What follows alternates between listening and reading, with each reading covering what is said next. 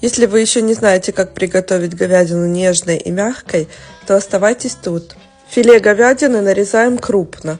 Не знаю, как там резать, по волокнам или без. Я резала и так, все равно получилось мягко. В этом рецепте главное длительность тушения. 2 луковицы нарезаем мелко. И также 2 моркови нарезаем полукольцами. Пока подготавливаем мясо и овощи, ставим сковородку на большой огонь. Сначала мясо обжариваем на сухой сковороде, пока не выпустит сок. Затем заливаем оливковым маслом и обжариваем до золотистой корочки. Добавляем лук, обжариваем еще пару минут. И также морковь. Затем любимые специи, у меня сухой чеснок, паприка, перец. Солить мы будем в конце. Заливаем водой, чтобы покрыло.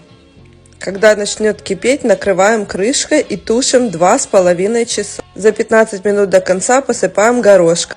Мясо просто тает во рту.